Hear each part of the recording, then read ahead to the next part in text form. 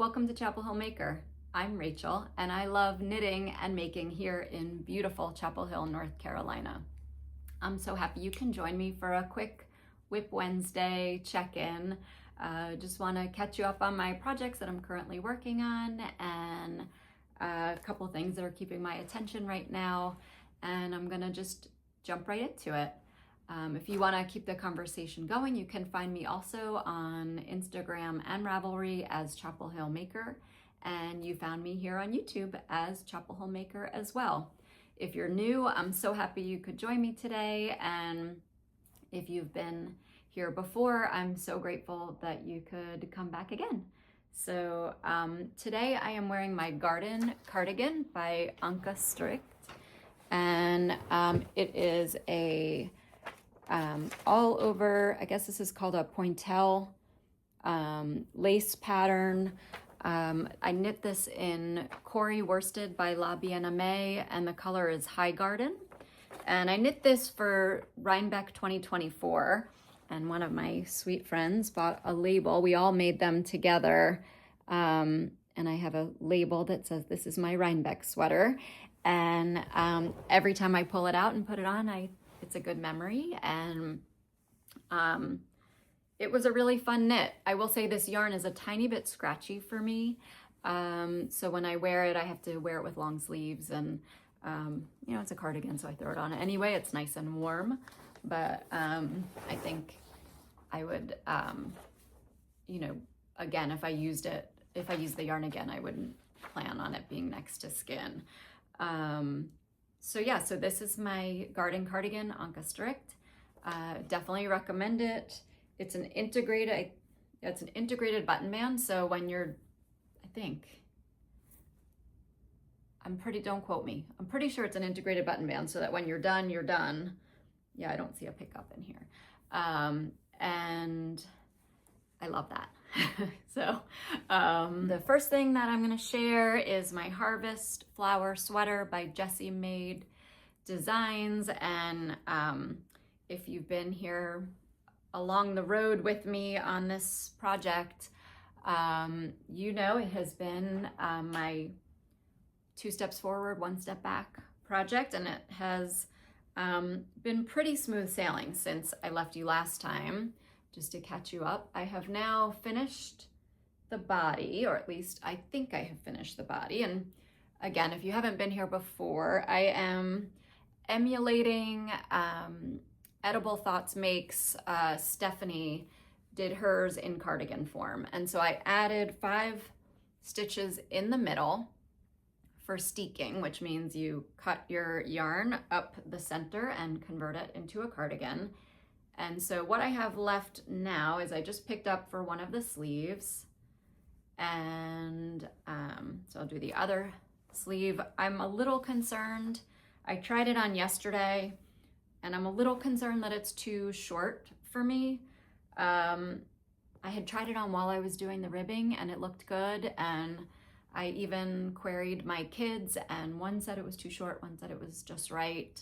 And I think maybe I was ready to be done, so I believed the just right, but I'm gonna wait till after I've done the sleeves to see how much it lifts the body up a little bit. And I did add some short rows to the back. You can kind of see how it bubbles here. I was trying to pull it in a little bit because the back of it blouses out a fair amount at the end, you know, it's a long yoke.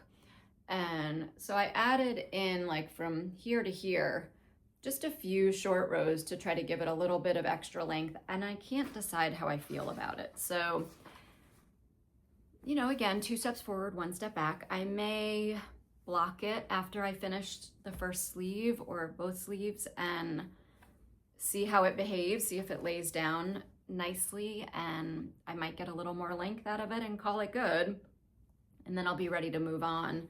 My current plan going forward with this is to pick up for the button band, knit those, cut the steeks open, and then do the collar. I'm going to follow the button band and collar instructions from the Olga cardigan. I really liked how the collar sat on top of the button band. I've done cardigans both ways. I think Stephanie did hers the opposite. I don't really have a strong opinion other than petite knit kind of gives you the equation for deciding where to put your buttons. And so I thought I would kind of hit the easy button on that and follow her instructions, assuming that I can get my stitch count close to hers or the same as hers. So she has sort of, you put in how many stitches you have, you divide it, and I think you subtract 12 and divide it by 5 or something like that. And then she tells you where to put the buttonholes. And so I am much happier to have her do math than me. So that's my plan. And if you're wondering, I did go over the yarns and stuff in previous episodes, but just quickly, the red here is Rowan Pure Cashmere, and that is a discontinued yarn, and the color is College Red. It's a great red. The pink is the Julie Asselin Lizu fingering weight, and I held it double, and that is a 90% merino, 10% silk. And then the green is, the color is Adelaide, and the green is Alpakka Wool by Sandnes Garn, and the name of the color just went out of my head, but I'll put it in the notes or put it on the screen here somewhere. And I really love how they all have played together. And the main color is a natural yak by Ula Lia, and that too, all of these block and meld together so beautifully. So I'm really excited. I've seen a few different people reviewing their experience with the Harvest Flower sweater, and I don't think I'm the only one who had a challenge with the long floats and getting everything to lay nicely. And the other feedback that I've seen is that the yoke goes quite long, which mine does, and so it sort of validates my choice to turn it into a cardigan, because I don't know that I would wear it with that sort of swancho feel to it. So the yoke does come down pretty low, but I feel like it fits.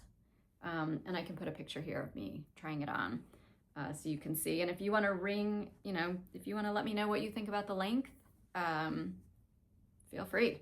I'm still deciding. It's one of those things that I was really planning on not binding it off until after I had done the sleeves so that I could try it on. And then I got carried away and I did the Italian sewn bind off, which is not that fun to pull out. So I'm really hoping that blocking and all of that will just make the length perfect and I won't have to go back again. So stay tuned. So that's my harvest flower. And that's my secondary work in progress, because I'm working on a test knit for Tori Yu, the Prospect Tee. And I'm really looking forward to getting that completed. The test doesn't end for a few more weeks, but I keep seeing people posting theirs on Instagram, and I'm getting FOMO. I want it done. I want to be able to wear it. And I've made a good bit of progress since you saw it last time. There you go. Oh, it's so pretty. Hopefully you can see the texture in this. And I just, with each row, I love it more and more. This is bubbling a little bit here. With each row, I love it more and more. And since I last saw you, I ended up redoing the underarms. I added a tiny bit more length until sleeve separation, and I then picked up for the collar, and I did the little sleeve bands, and it makes it feel so much more almost finished when I do that. And so I was watching, the last of the Olympic stuff, the women's and the men's hockey, which I'm so excited about the games. I'm really proud of our team, not thrilled with the aftermath, but we'll leave that alone. And yeah, so this was the women's gold medal game. This was the men's gold medal game. That was good because I didn't have to sort of pay attention as much to the to what I was working on while I was knitting on it. And Tori, I think I said it's by Tori Yu. She includes so many thoughtful details into her work. If you can see right here how you have this row of purl stitches that you put, this is right after you pick up for the neckline, and just to make that last little pattern repeat look finished, she has you purl this row, just this part of the neckline, so that it all looks cohesive. And it's thoughtful details like that that I just love about her patterns. And you know, that pickup line along the neck is so pretty, the way it goes. And I'm really excited to have this. I'm looking forward to maybe finishing it before our spring break trip, so I have a new top to bring with us. And the yarn is Saona by Wooldreamers, and it is a 50% cotton, 50% wool, and it has like sort of a nubby, sticky texture to it, but it softens up a lot when you block it. It feels to me a little more like cotton than wool. It has that sort of crispiness to the touch, and it does have a little bit of vegetable matter in the yarn, which I don't mind. It sort of reminds me where it came from, and I just pick it out as I go. And then I have this cute little stitch marker from Hello Lavender. I don't know if you could see that there, but it's a little lime, and it was part of her citrus collection. And yeah, so that is my prospect tee. Hopefully next time I will have at least one, if not two, finished objects to show you guys. And that is my quick project update. And then just to move on, I've had a couple Yarny Treasures that I've acquired. I seem to be really easily excited by new yarns lately, or always, I don't know. And so the first one is this Alpakka worsted that I picked up from Upland Fiber Co. And they use all American fiber. And this is a blend of 50% American polypay sheep and 50% American alpaca. And the color is graphite. It's a really nice gray.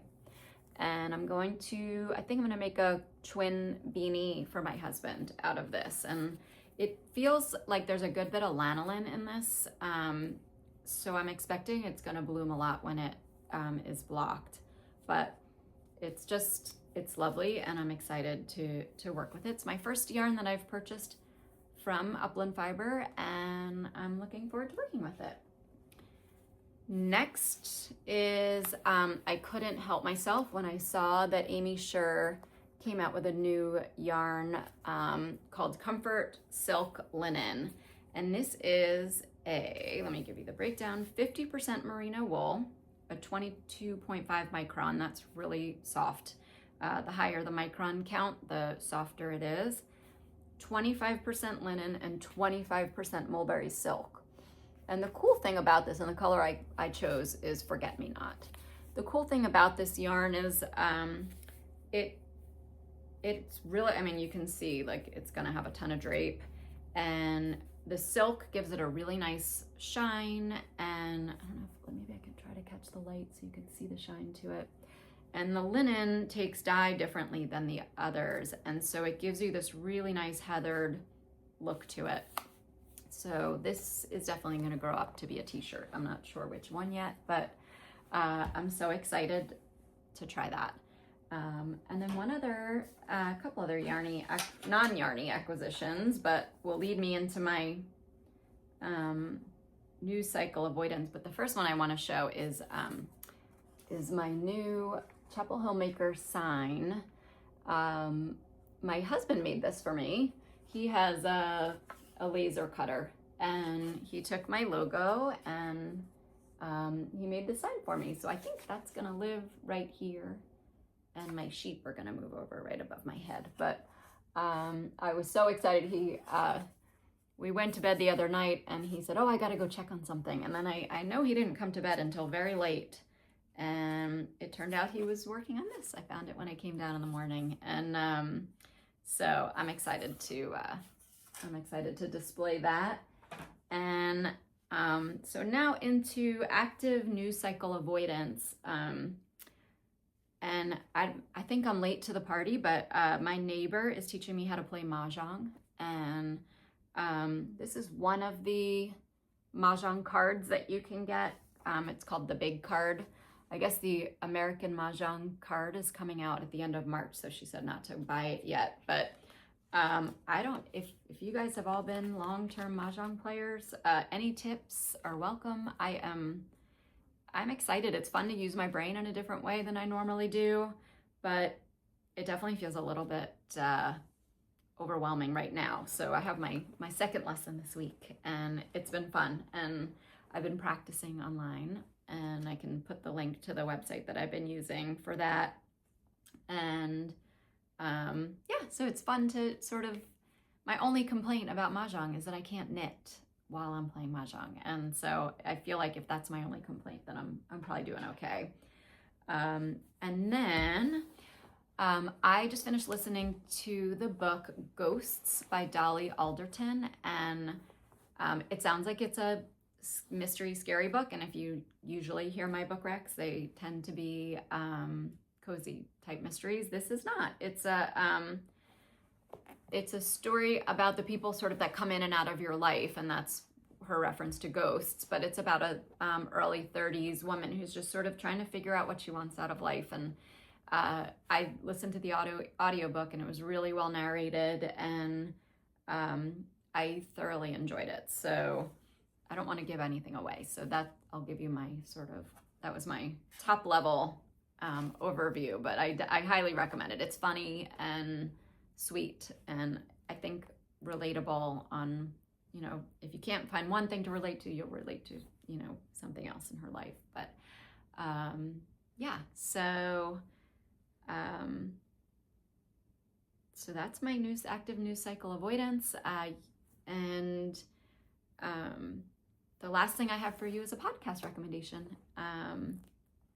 And I thank you again for sending me your recommendations, because it's fun for me to get a chance to go and watch people that I hadn't found before either. And the one I want to recommend before is, you've heard me talk about Knitworthy Yarns. They are friends of mine, and they own an awesome online yarn shop with handmade stitch markers and beautifully crafted project bags, as well as really well curated yarn. But about a year ago, they started a podcast, and Kat and Victoria are best friends in real life, and they do a buddy podcast. They just started recording again, and it's so fun to see their friendship. They've known each other for so long that they just bounce off of each other so well, and it's fun to see what they're working on. They pick projects that maybe I feel like aren't like totally the ones that everybody's making, and so I always get good ideas. They choose colors that I wouldn't think to put together, and I love how they come out. And so go check out Yarn Over Coffee, the podcast from Knitworthy Yarn Company. I think you'll really like it. And I think that's it, you guys. I told you it was going to be a quick update. So thank you so much for joining me today. And as of this recording, my little podcast has 1,999 subscribers. And so that feels sort of like a milestone to me. I was married in the year 1999, maybe that's why. And I'm going to do a 2K subscriber giveaway once I get over that sort of magic number. But honestly, it just sort of humbles me that even one person is watching. And if I'm being honest, it kind of freaks me out a little bit. The introvert in me is like, oh gosh, what did I say? And so seeing all of the comments and the positive feedback has just been, it means to me more than I can even express.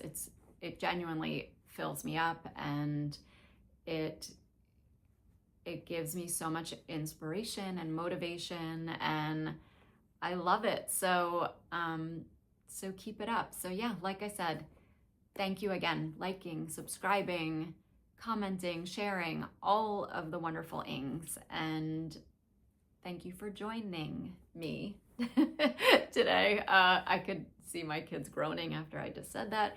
Thank you for joining me today. I'm so happy to have you, and I look forward to catching up again soon.